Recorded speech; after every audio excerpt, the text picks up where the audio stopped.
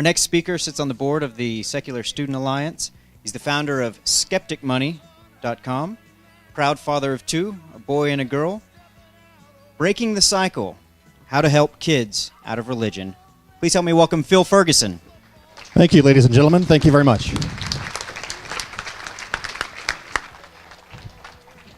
Oh, good thing that stage is not much higher than that. What am I supposed to say here in Arkansas? Y'all, how y'all doing? Polaris Financial Planning is my investment company, and the state of Illinois has asked me very nicely to make sure I tell you that I'm a registered investment advisor with the state of Illinois. My blog is Skeptic Money. I'm also on the Pink Atheist podcast, and I've done this 18 years, give or take. And this is the part where the Illinois says I have to tell you. The funny thing is, after I have to tell you that I'm registered with the state of Illinois, I have to tell you it doesn't mean shit. Just the rules. Oh, sorry, kids. I may swear once or more during the talk. So that's that. We're going to do a little bit with investing just real quick, because I think skepticism and rational thought should not just be applied to the Yeti and psychics. It should be applied to every part of our life, and my specialty is investing, so I'm going to have a little fun with that. But this is not investment advice. No matter how good everything I say sounds, don't do anything with it.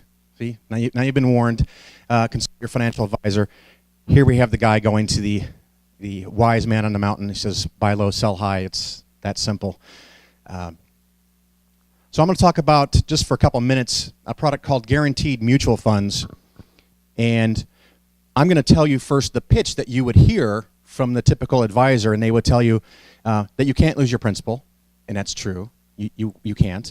You're going to make 40% in 10 years guaranteed, and that's true. You have upside potential if the market goes up, and if you want, I can give you more details of why that's the case. They always tell you it's a new product, but it's been around for a long time. It's stocks and bonds. The bonds are AAA rated. And the stocks are in index funds, so that's where you get the upside potential. And you make 4% a year. And so now what I'm going to do is point out that there's a 72-page prospectus that often comes with this. And they usually rip out the back page, and they have you sign it. And you sign that you just read the 72-page document, which no one ever reads. And in the investment world, they can pretty much do anything they want to you as long as you give them permission to do so. And when you sign that document, you give them permission. So if you don't stay in for 10 years, you lose 10% of your money. So they may not have mentioned that until you call a few weeks later and you say, maybe this is not a good idea. And they go, remember that document you signed? You're going to lose 10% if you get out. And the 40% over 10 years compounded is 3.4, not 4%. Not a real big difference, but it adds up. And here we have the dog suggesting that they can change jobs, and the dog can do the investing, and he can go get the paper. So what we're going to do is we're going to run this out in a scenario, because me just talking about numbers, even if it's just for a minute or two, can get really boring. So I had asked Daryl Ray if he would help me. So if you can give a big hand, Daryl, come on up. And I'll have you stand on this side here. I need you to count that and see if it's really 140. I usually use Monopoly money, but I left it on my counter at home, so hopefully this works out. Keep an eye on him. He's an atheist. So, 140. All right, now, we're going to talk about your great investment. Yeah, I see that. When he buys this investment, he pays a thing called a load. A load is what a mutual fund or any kind of investment may have a fee that they charge you to get it. And it's such a great investment that you don't mind the load. So you have to give me $8, because you invested $100 and you ended up with $140 after 10 years, but you have to give me $8. There's 3. There's 5. All right. So again, it's so wonderful you don't mind the $8. Now, the 40% return is on what you invest, right? You heard that part? Yeah. Right. You didn't invest $100. You invested $92 because I got 8. So you don't really make $40. You make 40%, which is only $37. So you got to give me another 3. But I don't have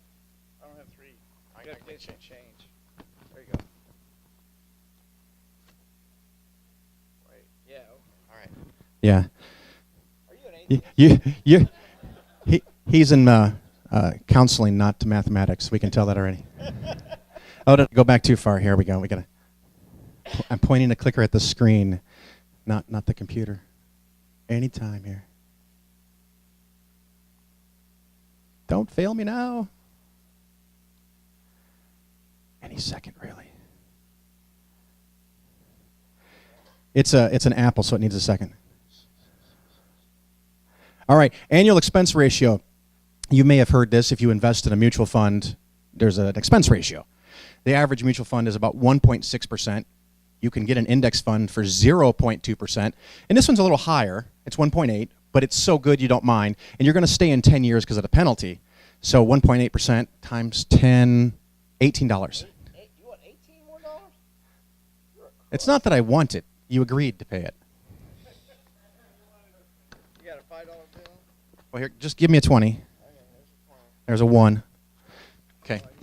Oh, now he's worried about getting ripped off. Look at that. All right. So it was 18. I gave you 20. I owe you $1. There's insurance on this product. Remember how it's guaranteed? Oh, right. Right? Yeah, right. If I guarantee the value of your house or the value of your car, you pay insurance. Right? Everyone understands that. That's just 1.5% a year. That's $15. Now give me another 20. Wow. He gets the 5 first this time. All right. Now, the thing that's really neat is the vast majority of this was invested in what's called zero-coupon U.S. bonds offered by the government. You don't get any interest as the bonds go along. You might buy it at $80 and then eventually sell it for $100. And it's this thing called imputed interest. The IRS has decided many years ago that they don't want to wait for you to make money to tax you. So they tax you each year as you go along on money you haven't even made yet. And so you've got to pay the tax on that, and we're going to calculate that as $8 over the entire 10 years. 8? You have to have 8 now. I got 8. Well, just give me 7 because I owed you one. Against you. Just give me 7 because I owed you $1. Oh, that's right. There you go. He forgot already. Now, of course, we're skipping some fine details and forgetting compounding and all that stuff. We're just showing for the principle. What is the amount you have in your hands now? 20, 40, 60, 85, 6, 7, 8. 88. $88. Thank you very much, Daryl. All right. You're welcome. He still has it in his hand. What's going on? And he wasn't the guy I was worried about. So there's an example of something. There's an organization called the National Association of Security Dealers. It's kind of a watchdog group for the industry, run by the industry, which always works so well. On their site, they have warnings to consumers about this product, telling you not to buy them and how they actually work. So how many people have ever gone to the NASD advice? Okay, nobody. Someone did once. It freaked me out. All right, so to sum up real quick this investing part, keep it simple. Invest in what you understand. If you don't understand it, stop. Wait till you understand. A lot of high-pressure sales. If someone feels like they're really pushing you to do it, it's a deal that you have to buy today. Don't buy it today. That's just a basic rule of thumb in anything. Use ultra-low-cost index funds. Use your critical thinking skills. And if you can handle just a little bit of math and a lot of charts and stuff, this book, Common Sense on Mutual Funds by John Bogle, he's the guy that founded and created Vanguard Mutual Funds. Go check that out. Can I put, I don't know. Can I?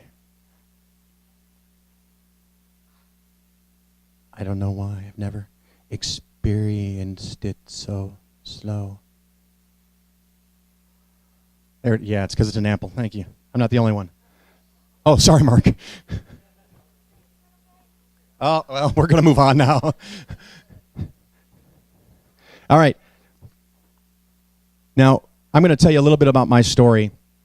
As a kid, I was brought up Methodist, which for Southern Baptists, they basically call pussies because they're not really religious. That doesn't count. It's like Catholics. They're not really Christians. And I believed in Bigfoot and UFOs, and I watched all those shows and thought they were great. And thankfully, my parents didn't teach me about this guy. They did teach me about this guy, though. You know, Jesus is love kind of guy. And I don't know, I guess I bought into it till about 13, and there happened to be this new TV show that I had to go into my parents' bedroom and watch on a 9-inch black and white TV. So for the younger people, TV used to be without color. It was they had records, and it was weird. So I would watch this show every week, and really, even to this day, I almost tear up thinking about how this show changed my life and helped me think and see that the world was so more wonderful without religion than it could ever be with religion. And then I enter my phase, which I call, kind of like Christians do, I backslid. I fell to religion. Not really so much me, but the family. I got married. Anyone here ever been married? Okay, good chunk. You guys know? Good, that's good. Kids know? Okay. And my wife was kind of agnostic-y, deisty, and it was all good. We had a kid. Her family and my family thought our son Andrew should get baptized. Why not? What could it hurt? It's a little spritz of water, no big deal. We got the baptism, and apparently you can't just like stop in the mall and get a baptism. You have to like go to a church. And then we joined, and I pretended kind of like I was a Christian just for the free baptism. And then we put the kids in the Christian preschool because public schools, in Illinois at least, don't have preschools, and you don't want your kids to fall behind. So where's the best place to go get an education? In the church. And then they ended up going to the actual Christian school. They were already there, and what could go wrong? Then I found out that the Christian school was on the edge of bankruptcy. Hopefully that's not me. And I went to a few board meetings to give them suggestions, and it was basically, if you know so much, why don't you run for the board? So I did. I spent 3 years on a Missouri Synod Lutheran Christian school board. I stopped them from going into bankruptcy. I redid their bylaws for 2 churches and saved the school, and there are now more kids going to this Missouri Synod Lutheran school today than ever. So I have a lot to make up for. I spent 2 years as the treasurer, and after doing this pretending thing for 5 years in this church where I was on the board and 2 years as the treasurer, my time was up, and I went to service the next Sunday, and afterwards, a bunch of the elders cornered me and said, hey, you know what? Now that you're off the school board, why don't you become the outreach chair for the church itself and bring in new members? And I think what they were thinking is that I'm relatively articulate, clearly I'm white, and I'm male, so it's perfect. What else could they ask for? Now, the good news is that this is changing, at least religion. We have the change in unaffiliated, and then we have these others, don't know. Well, I'm going to count them on our team. If you don't know what your religion is, that's fine. And it's not just this. It's study after study. This is the American Values Survey, and you can see by age group, here's 18 to 29, the percentage of unaffiliated. And you can see by age group over time how many are nuns, whatever. And I didn't put it in the slide, but there was a new thing, I think it was done by Pew, where they asked college students across America in secular schools, or what you should just call schools, and religious schools, if they were either secular, spiritual, or religious. 32% said they were religious. 1/3 of current college students, including people in Christian colleges, only 1/3 would fess up to being religious. A lot of those don't even go to church. So religion is in a world of hurt in a generation or two, but I'm not very patient. I don't want to wait. So see, we have this extrapolation, which is always dangerous with data, but it looked so sexy, I couldn't not include it. It's not just growing, it's growing at an accelerating rate. I don't know if it's because it's now okay, because when I was in high school and I became an atheist, who would I talk to? There was no internet. I had to go talk to my minister for an hour when I had questions You don't want to do that twice. I'm just saying. But now you have the Google, as George Bush likes to call it, and you can go get information anytime you want. Just for fun, one time, my daughter and I were sitting in a Chinese restaurant, and they gave us fortune cookies. And she said, you know, how religion is putting itself everywhere, why don't they put religion in fortune cookies? I thought, my daughter is so smart. That's a great idea. I'm glad she's on my team. And then we got to talking, and she goes, oh, I know why. Because after you read it, you have to add in bed.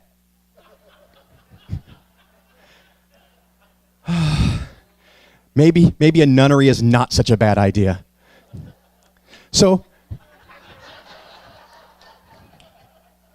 on my blog, I started asking for religious quotes that you could put in fortune cookies that would be the most hilarious if you added the phrase in bed. And for those who don't get these, good. Okay.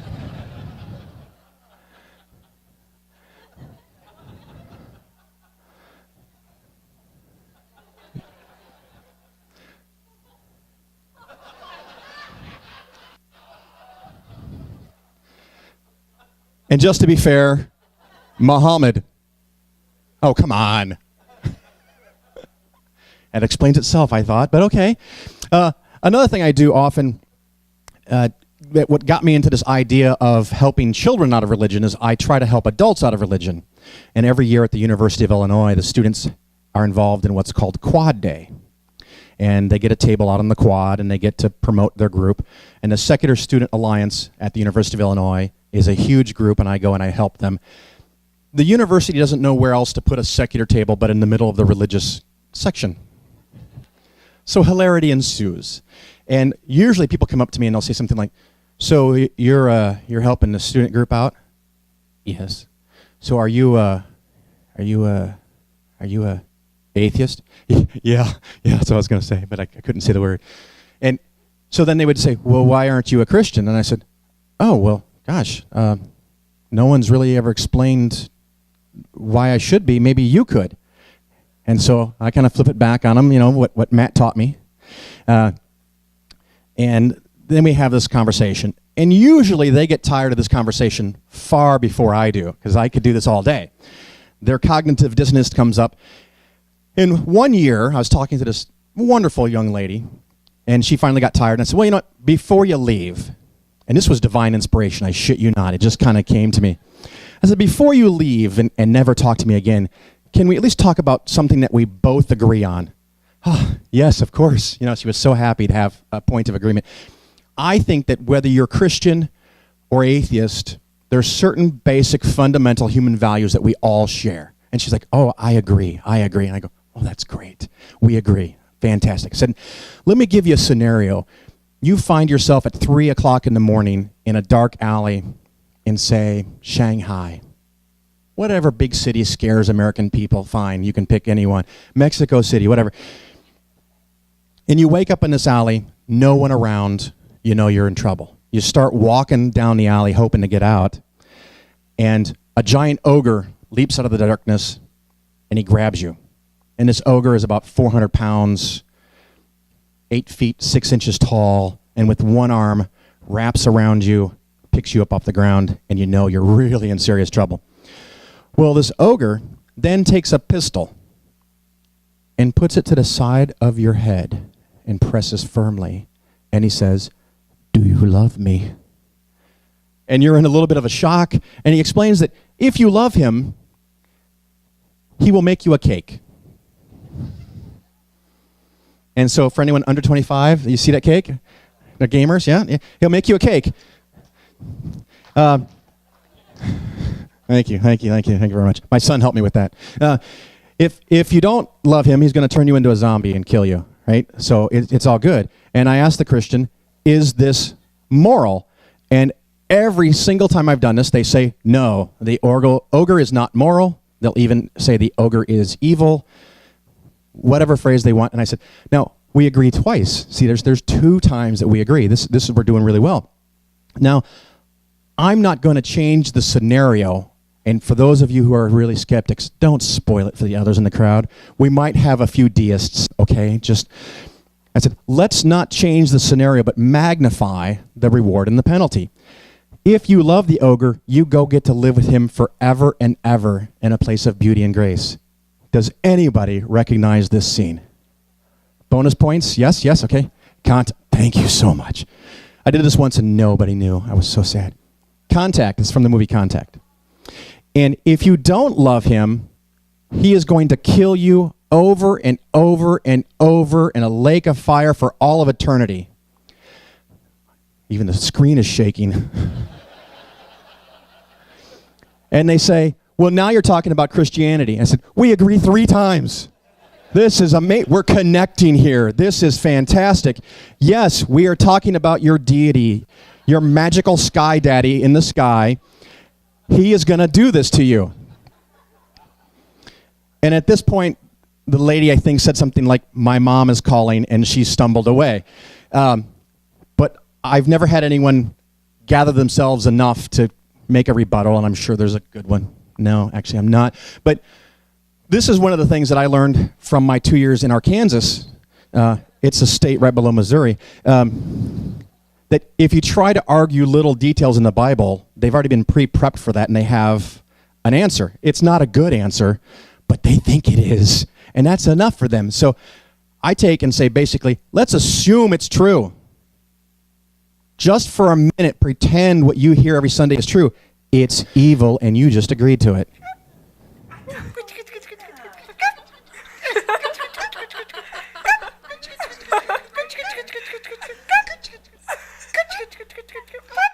All right, just a little break to kind of take off the edge. Whew. Are we all better? That's supposed to be halfway, so I'm really good on time. This is fantastic. So now what we want to do is, take it a step further. I don't want to just talk to college students. I want to talk to kids. No age is too young for me. And the first time I gave this talk or even suggested this talk, some people were not very happy.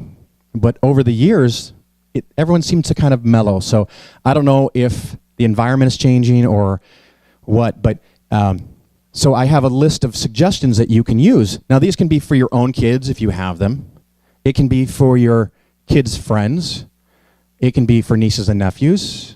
It can be for your kid going to someone else's party, maybe a gift suggestion that might help a child start to think critically. It's just a list of suggestions, and you may come up with better ones. You probably will, but just to help you get thinking. I love this place called Steve Spangler Science, and they do all these neat experiments, and you can just order them online, and one of them they had was this giant bag that you could blow up, and I'm going to ask Matt to come up here because I think no one could be better to put a gust of wind into a bag. So, did that sound bad? I'm sorry. Now, don't do anything yet. Now, you don't have kids, do you? Good. Okay. You know what a diaper genie is? You know what a diaper genie is? That's even better. Okay, so this is a diaper genie, but I cleaned it earlier. It's all good. Okay, so what I'm going to hold this at a distance. What I need you to do is try to fill it. So put it up to your mouth and keep huffing and puffing. You're a smoker, though, right? Okay, good. Whew. Okay, fair enough. 1, 2, 3. Okay, you know what? I only have like an hour. So here, now let's trade.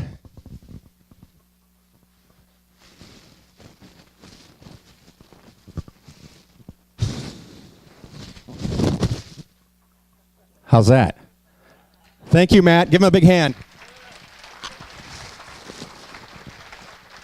So it's a very cheap and easy way to demonstrate the Bernoulli principle. What? So the first time I showed this to my kids, my daughter, who's 16 and way too old for her age, she said, "Dad, that's the world's biggest condom." Nunnery, I'm telling you, nunnery. So you can also get other fun things. And I can't believe I forgot. Hold on.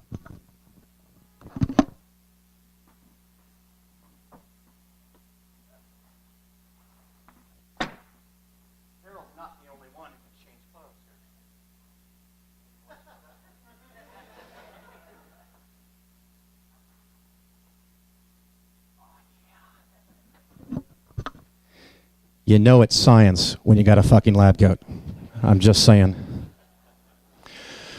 So you're going to go to Steve Spangler Science, and they've got these little kits where you can do Coke and Mentos. And I gave this talk in Michigan, and I put a 2-liter bottle of Coke and a pack of Mentos on the stage, and the conference organizers about flipped.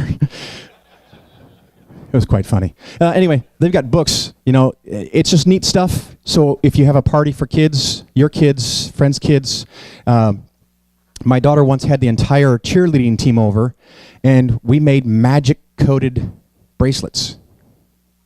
And we had these really cool white beads, and they stay white in normal light, in house light, incandescent light, even fluorescent light. But if you go outside, they change into these bright colors. And the 12, 13-year-old girls thought that was the coolest thing. Right? Am I right? That'd be cool? Not you, Matt. You're not a 12-year-old girl. Right? Not that I know of. I'm not judging. But they thought this was great. And they would come up to me and they go, how does that work? Right? A 12-year-old girl right on the cusp of having math and science beaten out of her comes to me and says, how does that work?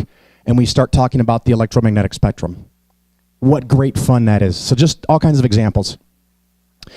Have them ask lots of questions, lots and lots of questions. They're very important. When our kids were young, we would put these box sets on, these DVDs on in the playroom. We didn't force them to sit down with toothpicks on their eyes and say, watch about dinosaurs. Whatever they're doing, they're playing, it's just on in the background. So when they later went to church, when I was pretending, remember that part? They would tell them about, evolution was a lie, and they're like, but all these videos I've seen. So at least there was a little block. I had kind of inoculated them. They had something to fall back on. So here's a few of the examples. So it's critically important that they know how the world really and truly works. Well, you can have some fun with it too. I mean, I just love that show. The other thing you can do is watch great movies that talk about other world religions or mythologies.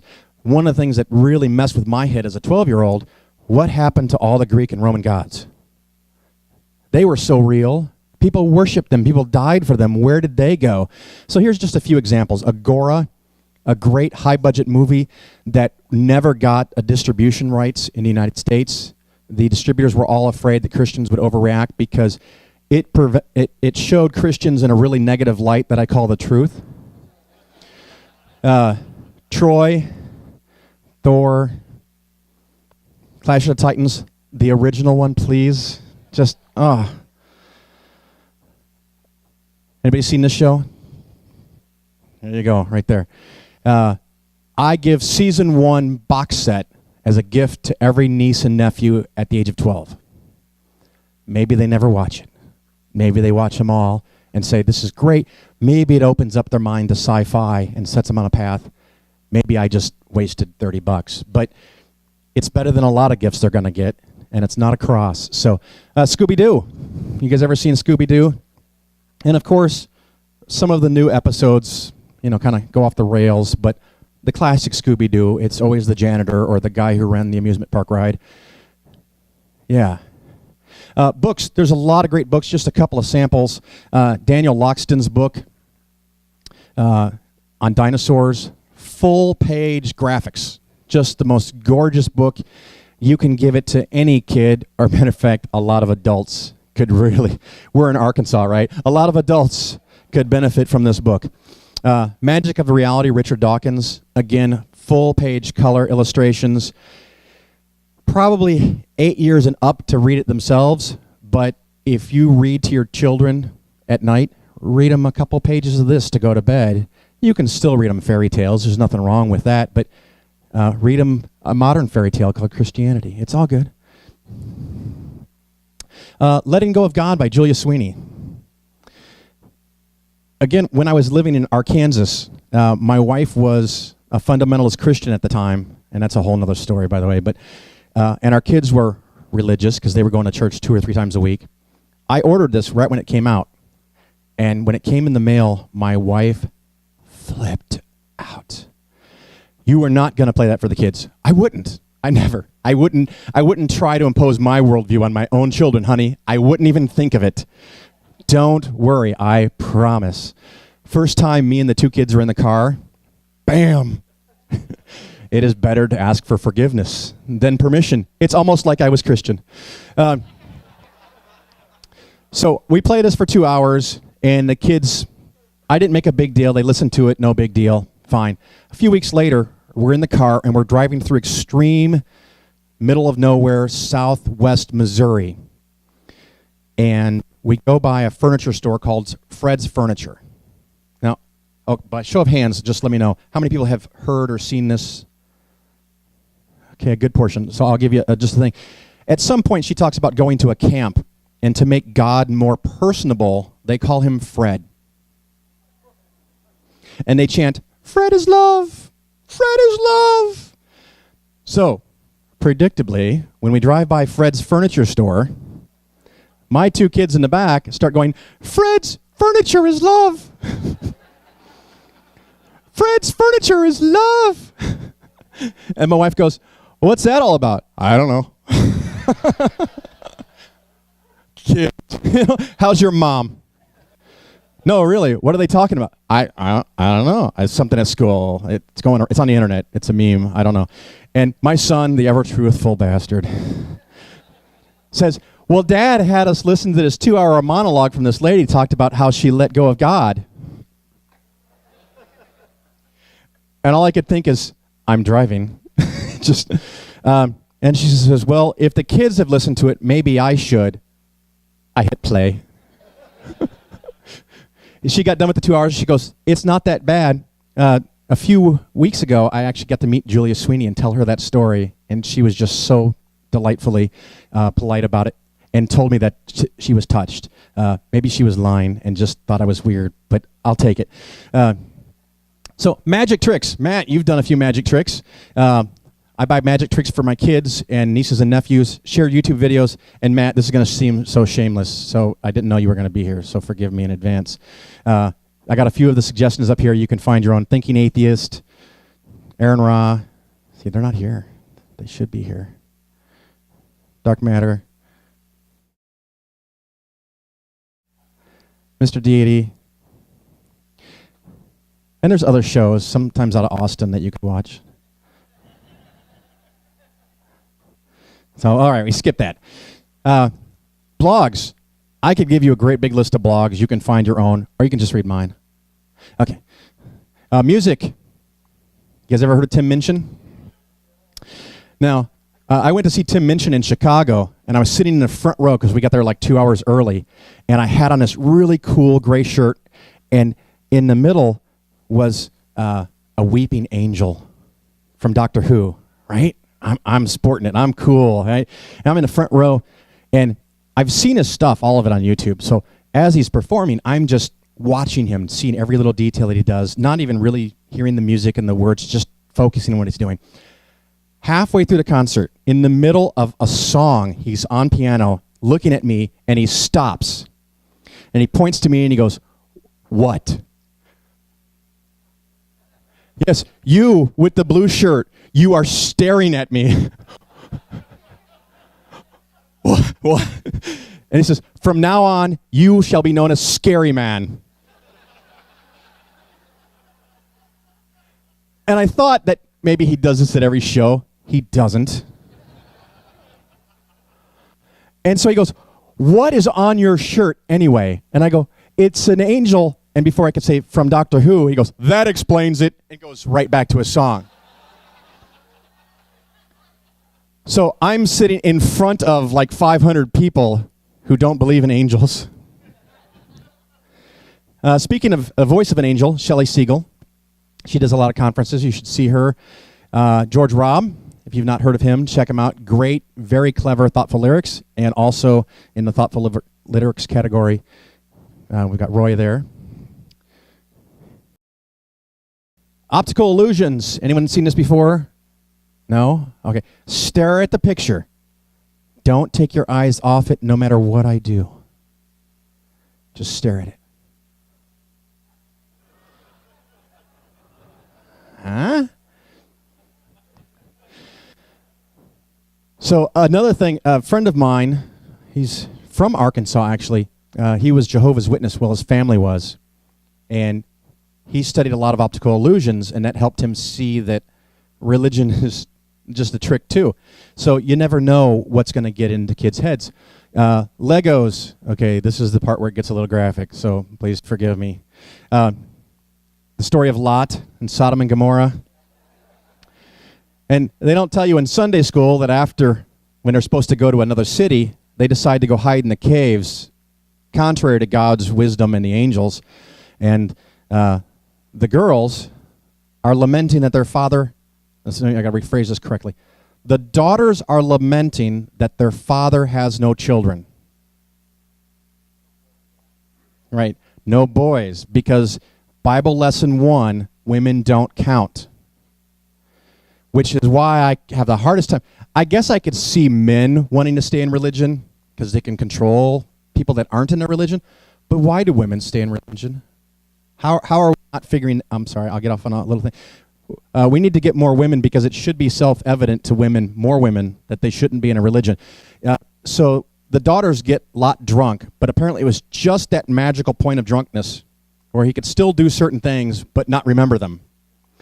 So that takes some skill when you only have wine. And it went so well, the second daughter did it the second night. And as the Bible tells us, they both had sons for him. So now he had real children, unlike the daughters. And this is the story when Moses is in the desert with all of his people, and they're running away from the Pharaoh, and they haven't found the chosen land of milk and honey because they're the chosen people, which is why they were subdued in slavery for a couple generations. But anyway, he did something that pissed off Yahweh. That's the bearded dude in the back. And so he appeared before Moses, which, of course, the Bible tells you no man can see Moses, or God, or Moses. And so he shows up, and he's going to smite him. I think it was with a lightning bolt, like Zeus style, because that's what they did back then. And Moses is just shaking in his boots. He says, I don't know what to do. He's panicked, like a deer in the headlights. But his wife, see, the woman's always the smart one. The wife says, I know what to do to solve this problem. She grabs their little boy, picks up a sharp rock from the ground. Right? You know where this is going. Fill it in for yourselves like a kid's present. And this is what she cut off, and a little blood dripping, and rubbed it on his foot. And then Yahweh says, oh, darn shucks, I can't kill you now. Because apparently they're magical.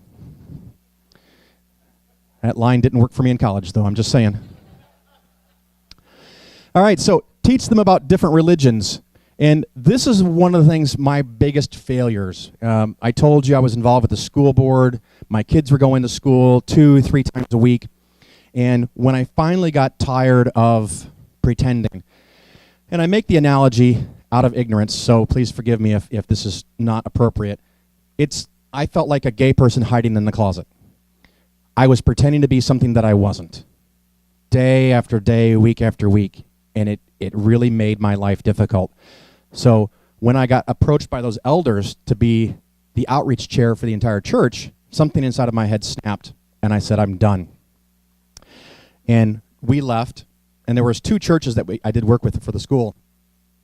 And the one guy says, I have some books you can read. And I said, I have some books you can read. And he goes, okay, well, if you need anything, let me know. We go tell the other minister, and he says, how do you feel about being an atheist? Like, pretty good. Yeah, it's all right, yeah. He says, no. Like, some alcoholics, when they drink, they enjoy drinking.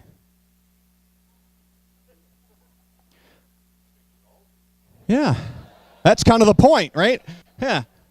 And I said, are you comparing the rational thought process of finding lack of evidence in your invisible sky daddy to being an alcoholic? And he says, well, when you say it that way, it sounds bad. Yes, it does. Good point. Then he says, can you do me one favor? Well, what is it?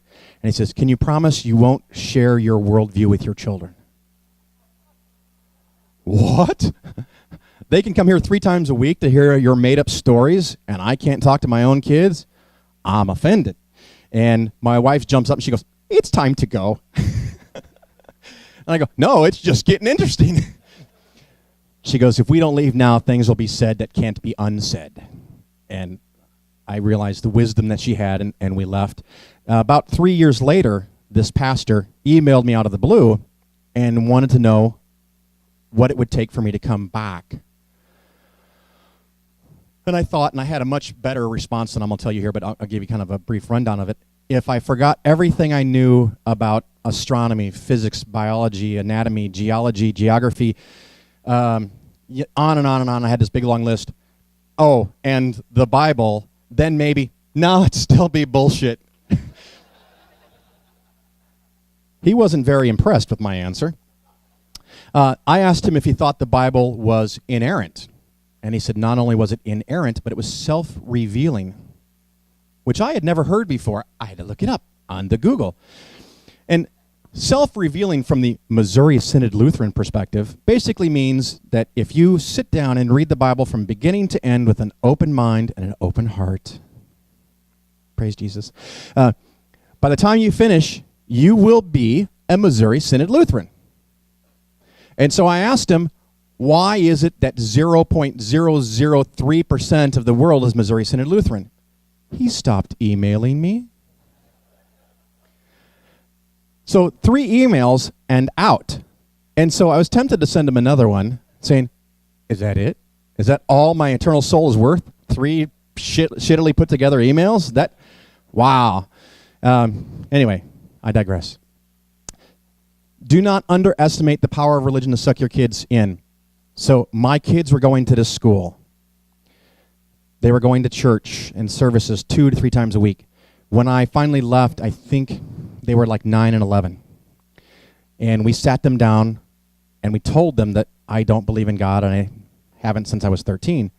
And my daughter, in classic style of her, whatever. Well, that was easy, right? My son runs down the hall crying and goes into his room. Literally cried for 24 hours straight. We did not sleep through the night because when we were both dead, I would not be in heaven with him.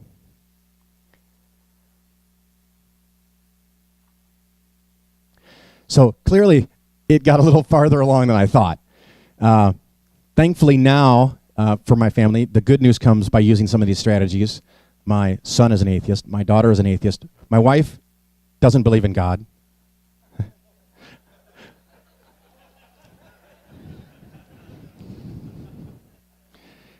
And considering where we started, that's pretty fucking good. I'll take that one, right? She found out her brother, her sister, don't believe in God. She talked to her mom a few years ago about why she was raised Catholic. And she said, well, when they moved into town, that was the closest church. What? And she goes, we never really believed that stuff, did you? And my wife is like, 30 plus years of mental torture and anguish for something my parents didn't actually believe, and it was because it was the closest walk. And she just couldn't wrap her head around that. So you never know what happens. Thank you so much for your time. I appreciate it very much. Have a great time.